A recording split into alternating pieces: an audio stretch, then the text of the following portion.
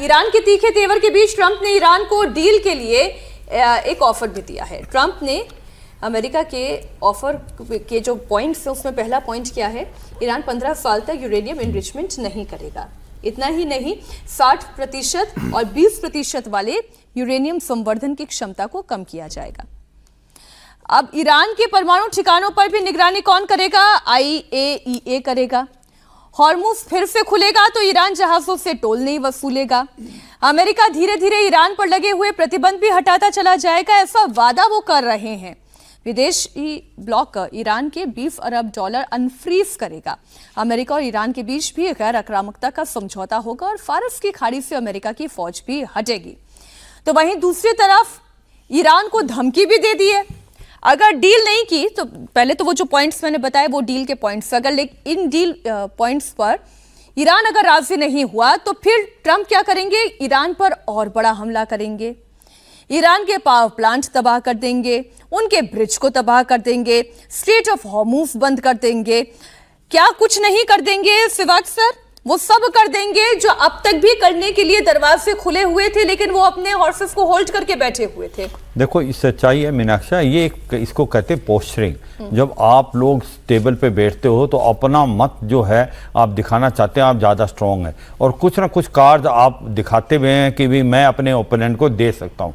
ये अगर पहले भी बताया हमने कि अगर अमेरिका हमले करता है पावर प्लांट्स पे और ब्रिजेस पे तो ईरान पलटवार करेगा, मिडिल ईस्ट की जितनी भी कंट्रीज हैं और उनके पूरा एनर्जी सेक्टर को बर्बाद करेगा, डिसैलिनेशन प्लांट को बर्बाद करेगा। तो वो मुझे लगता नहीं होगा। अब होगा क्या? जो पॉइंट इसने दिए हैं हम उनकी बात करें कि ये कह रहे हैं कि 15 साल तक मॉरेटोरियम लग जाएगा कि आप जो इनरिच यूरेनियम नहीं करेंगे। कहीं ना कहीं ईरान 5 साल के लिए मानने के लिए तैयार है, ऐसा सुनने में आया है। दूसरी बात जो इम्पोर्टेंट चीज़ है कि भाई आप धीरे धीरे जितने भी इनके ऊपर इकोनॉमिक सैंक्शन लगे हुए हैं उनको हटा दिया जाएगा। IAEA इनकी इंस्पेक्शन करेगा। आपको ये समझना चाहिए कि ईरान एक NPT का मेंबर है और IAEA की जिम्मेवारी है कि वहाँ पर इंस्पेक्शन करे। तो वो तो बिल्कुल वाफिक एक प्रकार से जो करेक्ट इनपुट है। जो इनपुट मानने को तैयार नहीं है ईरान, वो ये नहीं मानने को तैयार, वो ये कह रहा है पहली बात हम 5 साल का नहीं 5 साल का करेंगे 20 साल।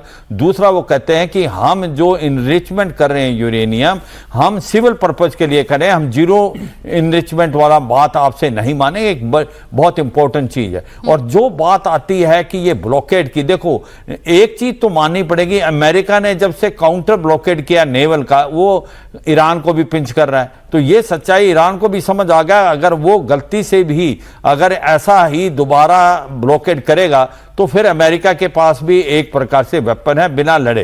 तो ये मुझे नहीं लगता कि अब होगा। मेरे को लगता होगा क्या, अब सच्चाई ये है कि लास्ट मोमेंट पे बातचीत होगी, गिव एंड टेक होगा। कुछ तो अमेरिका को भी मानना पड़ेगा, क्योंकि अमेरिका की प्रॉब्लम क्या है, डोनाल्ड ट्रंप के आने के बाद वो ना अपने गोल चेंज करते हैं और मैक्सिमम पोजीशन की तरफ कर रहे हैं। मैक्सिमम पोजीशन की तरफ चलो, कुछ तो आप सक्सेसफुली लेंगे। मुझे लगता है 2 चीजें मानने को तैयार होगा अमेरिका। एक तो ये मानने को तैयार होगा कि ये जो है 460 kg जो है एनरिच यूरेनियम दे दिया जाए। दूसरी बात, ये सिविल पर्पज से ज्यादा एनरिच यूरेनियम नहीं करेंगे। ये 2 इंपॉर्टेंट चीजें हैं। अगर मानता है ईरान तो मुझे लगता है कोई ना कोई बातचीत, क्योंकि ईरान की इकोनॉमी अच्छी नहीं है। मैं एक मिनट मीनाक्षी, ईरान की इकोनॉमी बहुत खराब है। 60 से 70% इंफ्रास्ट्रक्चर जो आप बात कर रहे थे कि भाई क्या IRGC और पॉलिटिकल जो उनका सेटअप है उनमें भी दरार है, बिल्कुल दरार है। IRGC ये लड़ाई बंद नहीं चाहता, पॉलिटिकल जो कि पीजेस क्या तो इजराइल भी बंद नहीं चाहता, तभी सीरिया और इराक के ऊपर उसके फाइटर प्लेन्स लहरा रहे हैं।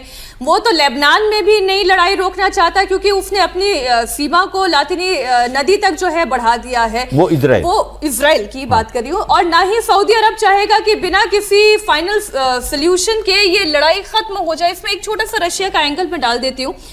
ईरान एनवॉय जो है वो रशिया पहुंचे हैं और वहां पर भी उनके कुछ एग्रीमेंट्स पे हस्ताक्षर हुए हैं और ये सब इस वॉर के बैकड्रॉप में ये सब भी चल रहा है।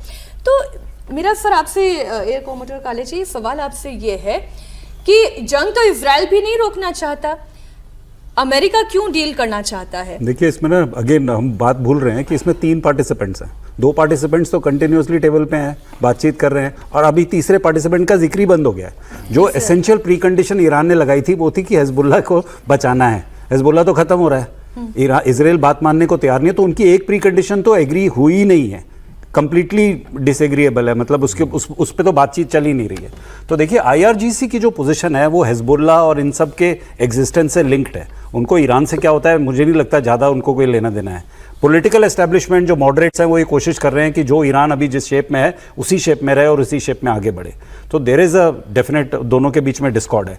अब इस डिस्कॉर्ड में इजराइल क्या कर रहा है, इजराइल की क्या पोजीशन है, अमेरिका और ईरान के बीच में ये जो अभी जो 10 पॉइंट्स जो यूएस ने दिए हैं इसमें इजराइल का कोई मेंशन ही नहीं है।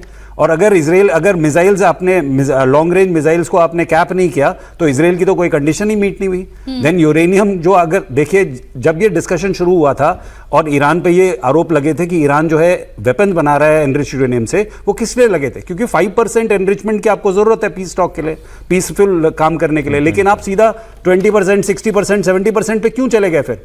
देखिए हाँ, JCPOA क्यों खतरे में आया? इसीलिए आया खतरे में बिकॉज इन्होंने पहले ही झूठ बोल के पूरा एनरिचमेंट कर लिया था and they were heading towards a weapon.